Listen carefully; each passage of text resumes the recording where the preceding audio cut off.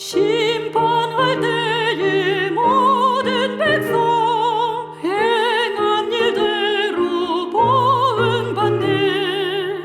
주님이 피로 죄 씻으면 주님의 진노 면하겠네. 내가 그 피를 유월절 그 양의 피를 볼 때에 내가 널 넘어서 가리라. 구주의 사랑 크시네. 보혈의 능력 의지하세. 심판의 불이 내릴 때에 주님의 진노 면하겠네.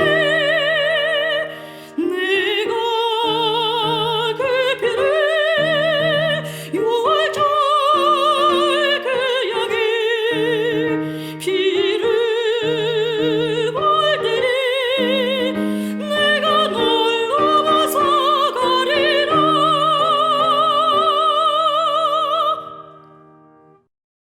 너희는 이 날을 기념하여 여호와의 절기를 삼아 영원한 규례로 대대로 지킬지니라. 너희는 이래 동안 무교병을 먹을지니 그 첫날에 누룩을 너희 집에서 제하라. 무릇 첫날부터 일곱째 날까지 유교병을 먹는 자는 이스라엘에서 끊어지리라. 너희에게 첫날에도 성회요 일곱째 날에도 성회가 되리니 너희는 이 두 날에는 아무 일도 하지 말고 각자의 먹을 것만 갖출 것이니라. 너희는 무교절을 지키라. 이날에 내가 너희 군대를 애굽 땅에서 인도하여 내었음이니라. 그러므로 너희가 영원한 규례로 삼아 대대로 이 날을 지킬지니라. 첫째 달 그 달 열 나흔날 저녁부터 21일 저녁까지 너희는 무교병을 먹을 것이요 이래 동안은 누룩이 너희 집에서 발견되지 아니하도록 하라. 무릇 유교물을 먹는 자는 타국인이든 본국에서 난 자든지를 막론하고 이스라엘 회중에서 끊어지리니 너희는 아무 유교물이든지 먹지 말고 너희 모든 유하는 곳에서 무교병을 먹을지니라. 모세가 이스라엘 모든 장로를 불러서 그들에게 이르되 너희는 나가서 너희의 가족대로 어린 양을 택하여 유월절 양으로 잡고 우슬초 묶음을 가져다가 그릇에 담은 피에 적셔서 그 피를 문 인방과 좌우 설주에 뿌리고 아침까지 한 사람도 자기 집 문 밖에 나가지 말라. 여호와께서 애굽 사람들에게 재앙을 내리려고 지나가실 때에 문 인방과 좌우 문설주의 피를 보시면 여호와께서 그 문을 넘으시고 멸하는 자에게 너희 집에 들어가서 너희를 치지 못하게 하실 것임이니라. 너희는 이 일을 규례로 삼아 너희와 너희 자손이 영원히 지킬 것이니 너희는 여호와께서 허락하신 대로 너희에게 주시는 땅에 이를 때에 이 예식을 지킬 것이라. 이후에 너희의 자녀가 묻기를 이 예식이 무슨 뜻이냐 하거든 너희는 이르기를 이는 여호와의 유월절 제사라. 여호와께서 애굽 사람에게 재앙을 내리실 때에 애굽에 있는 이스라엘 자손의 집을 넘으사 우리의 집을 구원하셨느니라 하라 하매 백성이 머리 숙여 경배하니라. 이스라엘 자손이 물러가서 그대로 행하되 여호와께서 모세와 아론에게 명령하신 대로 행하니라. 샬롬. 오늘도 믿음의 진보를 위해서 말씀과 기도의 두 기둥을 가지고 성숙한 인격과 신앙을 만들어 가고자 이 자리에 오신 여러분들에게 주님의 평화가 흘러넘치시기를 간절히 축원합니다. 유월절과 연이어 지켜야 하는 절기가 바로 무교절입니다. 무교절은 아비월 14일에 시작하여 일주일 동안 이스라엘 백성이 출애굽을 기념하는 절기입니다. 그들은 일주일 동안 무교병을 먹고 노동을 하지 않는 등 하나님이 정하신 규례대로 살아야 했습니다. 그래서 오늘은 무교절의 규례 속에 담긴 의미와 교훈을 함께 살펴보며 은혜를 나누는 시간을 갖도록 하겠습니다. 먼저 누룩을 제하라고 말합니다. 이스라엘 백성은 무교절 기간에 누룩을 넣지 않는 무교병, 일종의 빵이죠. 구운 빵을 먹어야 했습니다. 하나님은 무교절에 누룩을 집에서 없애라고 명령하십니다.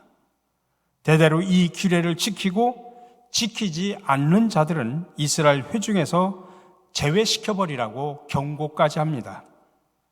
그렇다면 누룩이 상징하는 것이 무엇이기에 하나님이 그것을 제하라고 이토록 강력하게 명령을 했을까요?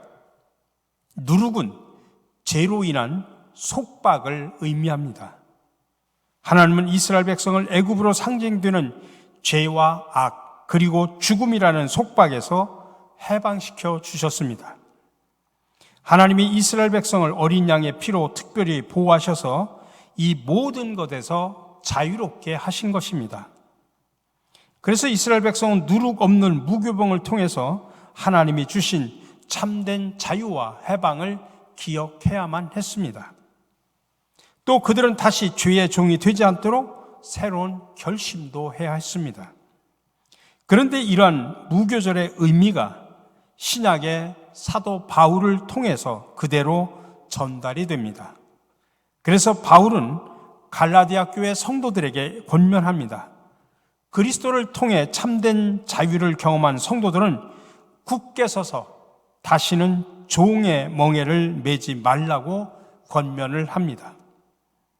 그러니 우리 성도들은 그리스도 안에서 죄와 싸울 수 있는 그런 능력을 하나님으로부터 받았습니다. 그러므로 우리를 유혹하는 죄의 습관들과 싸워서 누룩 없는 거룩한 삶을 살아야 합니다. 하나님은 이런 거룩한 삶을 위해 싸우는 하나님의 백성과 지금도 함께 계심을 믿으시기 바랍니다. 두 번째로는 노동을 그치라고 하는 것입니다. 하나님은 무교절의 첫날과 마지막 날에는 아무런 일도 하지 말라고 명령하십니다. 근데 왜 그날 반드시 노동을 쉬어야 한다고 하셨을까요? 이스라엘 백성이 경험한 구원은 전적으로 하나님의 은혜라는 사실을 노동 없이 안식하면서 마음에 깊이 새기기를 원하셨기 때문입니다. 또한 안식의 시간을 통해서 우리가 자신의 수고 때문에 살아가는 것이 아니라 오직 하나님만이 공급자이심을 고백하기를 바라셨기 때문입니다. 하나님은 쉼없이 바쁜 일상을 살아가는 우리에게도 동일한 안식의 명령을 주셨습니다. 우리는 하나님이 우리의 필요를 채우신다는 것을 믿는다고 하면서도 가족들을 부양하고 자신의 노후를 준비하느라 우리는 쉬지를 못합니다. 그러나 우리가 기억해야 할 것은 하나님이 우리에게 안식을 명령하셨다는 사실입니다. 이스라엘 백성은 하나님의 명령에 순종하며 안식하면서 함께 모여서 하나님이 이루신 구원의 역사를 서로 이야기하며 자녀들에게 가르치고 하나님을 찬양했습니다. 자녀들은 부모의 이야기를 들으면서 하나님의 은혜를 배웠고 하나님을 의지하며 살아가는 삶의 중요성을 자연스럽게 배울 수 있었습니다. 이것이 바로 하나님이 안식을 명하신 중요한 이유입니다. 우리가 잠시 바쁜 일상을 내려놓고 하나님이 은혜로 허락하신 구원에 감사하는 시간을 갖는다면 하나님이 우리의 삶을 다스리고 계심을 우리는 더 분명하게 경험할 수 있습니다. 이 무교절은 거룩함을 사모하며 또 안식을 통해서 하나님이 채우시는 은혜를 기억하고 하나님을 예배하는 그러한 시간이었습니다. 분주하게 살아가는 우리 그리스도인들은 이 무교절에 정신을 회복해야 합니다. 우리가 세상 속에서 살아가면서 세상의 가치관과 세속 문화가 주는 영향력에서 벗어나 하나님을 예배하며 우리를 돌보시는 하나님의 은혜에 감사하는 시간을 가지며 살아가시기를 간절히 바랍니다.